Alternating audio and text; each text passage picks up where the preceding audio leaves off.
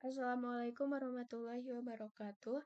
Perkenalkan nama saya Rizda Nur Ajizah dengan NIM 301230008. Pada kesempatan ini, saya akan mempresentasikan hasil tugas mata kuliah pemodelan dan simulasi. Studi kasus yang saya pilih adalah pemodelan sistem dinamik yang terdiri dari dua bagian, yaitu untuk TA6 tentang simulasi sistem dinamik pada suhu ruangan yang dikontrol oleh AC, dan yang terakhir untuk TP7 yaitu tentang perencanaan studi kasus pertumbuhan populasi ikan.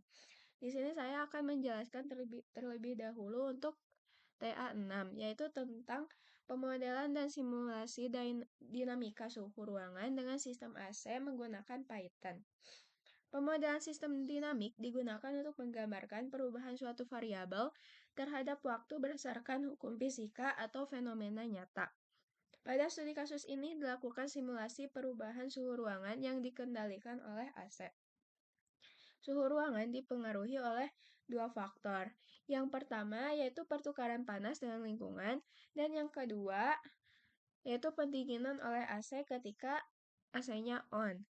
Model matematika yang digunakan yaitu dt sama dengan dt per dt sama dengan K dalam kurung TA min T plus UT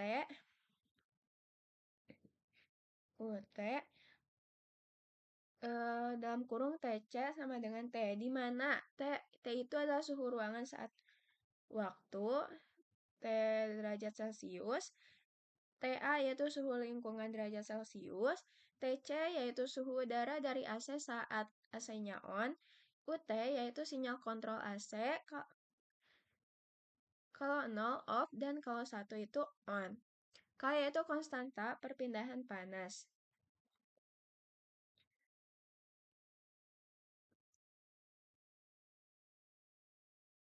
Ruangan awalnya bersuhu 32 derajat Celcius yaitu tergolong sangat panas. Kemudian AC dinyalakan dengan suhu output 18 derajat Celcius. Simulasi dilakukan untuk melihat bagaimana suhu ruangan itu menurun dari waktu ke waktu hingga mencapai kondisi stabil. Tujuan simulasi yaitu untuk melihat transient penurunan suhu. Yang kedua untuk menentukan steady state suhu ruangan, dan yang ketiga untuk mengetahui efek kontrol AC terhadap sistem internal.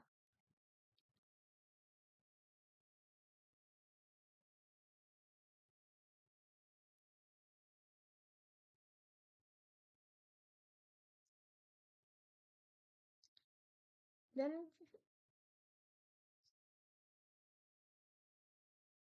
ketika sudah dihitung, suhu ruangan turun secara bertahap dan akhirnya stabil pada kurang lebih 18,60 derajat Celcius, yaitu mendekati nilai steady state.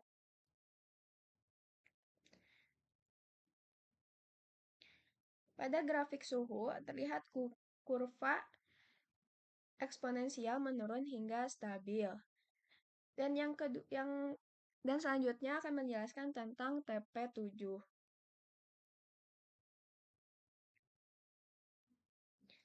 Pada TP7, saya memilih studi kasus pertumbuhan populasi ikan di kolam yang dimodelkan menggunakan model logistik. Model logistik digunakan karena populasi tidak dapat tumbuh tanpa batas, tetapi bergantung pada daya dukung lingkungan atau carrying capacity. Simulasi sistem dinamik adalah metode untuk mempelajari bagaimana suatu sistem berubah terhadap waktu berdasarkan hubungan matematis antar variabelnya. Sistem dinamik menggambarkan proses yang memiliki input, proses, dan output. Misalnya, perubahan populasi, aliran fluida, suhu, dan kecepatan dalam suatu sistem. Tujuan utama simulasi sistem dinamik adalah untuk memahami perilaku sistem dari waktu ke waktu, baik transient maupun steady state, memprediksi respons sistem terhadap perubahan kondisi, serta melakukan analisis bagaimana jika atau what if analisis pada sistem tersebut. Simulasi sistem dinamik biasanya dimodelkan menggunakan persamaan diferensial yang bisa disebut dengan ODE, yaitu Ordinary Differential Equation, yang mempresentasikan perubahan nilai suatu variabel terhadap waktu. Secara umum, bentuk persamaan diferensial untuk sistem dinamik adalah sebagai berikut, yaitu dx per dt sama dengan f dalam kurung x t, yang berarti perubahan variabel x seiring waktu bergantung pada nilai x saat ini dan waktu. Konsep-konsep dasar yaitu yang pertama ada ODE, yaitu Ordinary Differential Equation, yang biasanya digunakan untuk menjelaskan perubahan suatu variabel terhadap waktu. Dalam kajian pemodelan, ODE digunakan untuk menggambarkan fenomena dinamik seperti pertumbuhan populasi, fluktuasi suhu, dinamika fluida, dan sebagainya. Contoh bentuk umum ODE sederhana yaitu dy per dt sama dengan ky, yang menggambarkan pertumbuhan eksponensial dengan konstanta laju k. Yang kedua ada mass atau energi atau population balance, yaitu konsep keseimbangan menyatakan bahwa perubahan suatu jumlah di dalam sistem merupakan selisih antara input, output, dan perubahan internal. Dalam konteks populasi, keseimbangan populasi menyatakan bahwa perubahan jumlah populasi ditentukan oleh proses kelahiran, kematian, dan faktor lingkungan. Yang ketiga ada input dan output sistem. Input adalah variabel yang memberikan pengaruh dari luar sistem, seperti tingkat kelahiran, ketersediaan makanan, ataupun faktor lingkungan lain yang memengaruhi populasi. Output merupakan respon sistem, dalam hal ini perubahan jumlah populasi terhadap waktu. Dan yang terakhir ada steady state. Steady state terjadi ketika perubahan suatu variabel sama dengan 0, sehingga nilainya menjadi konstan terhadap waktu. Untuk model matematikanya yaitu ada dx per dt sama dengan 0. Dalam konteks populasi, steady state dicapai ketika jumlah populasi mencapai kapasitas lingkungan. Yang ketiga yaitu studi kasus yang dipilih. Studi kasus yang saya pilih yaitu pemodelan pertumbuhan populasi ikan di sebuah kolam. Pada awalnya, kolam diisi dengan jumlah ikan benih dan populasi tersebut kemudian berkembang seiring waktu, namun ketersediaan makanan dan ruang di dalam kolam bersifat terbatas, sehingga populasi tidak dapat meningkat tanpa batas. Fenomena ini dapat dimodelkan menggunakan model pertumbuhan logistik atau logistik growth model, yaitu model yang memperhitungkan keterbatasan lingkungan. Model logistik dapat dirumuskan sebagai berikut, yaitu dn per dt sama dengan rn dalam kurung 1 min n per k, di mana nt adalah populasi ikan pada waktu ke t.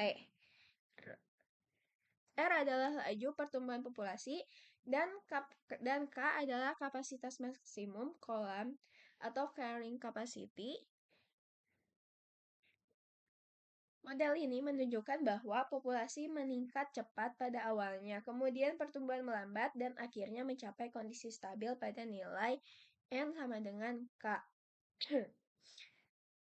Dan yang terakhir, untuk dataset yang digunakan bersifat sintetik, karena proses pertumbuhan populasi dapat disimulasikan tanpa data observasi langsung. Parameter-parameter yang digunakan sebagai berikut,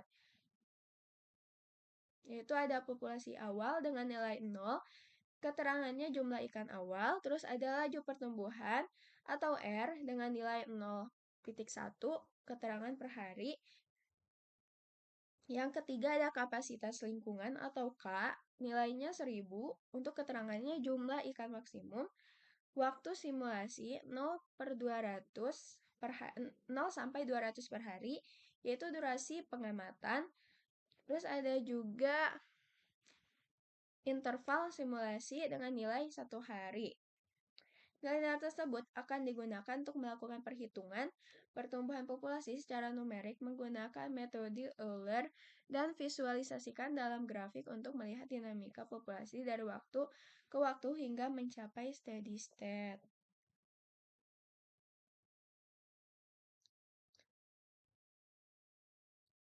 Jadi untuk kesimpulannya yaitu berdasarkan simulasi yang telah dilakukan, dapat disimpulkan bahwa pemodelan sistem dinamik sangat membantu untuk memahami perubahan suatu sistem dari waktu ke waktu. Pendekatan ini memungkinkan analisis tanpa eksperimen langsung sehingga lebih efisien dan aman. Demikian presentasi yang saya mengenai TA6 dan TP7, pemodelan dan simulasi. Terima kasih atas perhatiannya. Wassalamualaikum warahmatullahi wabarakatuh.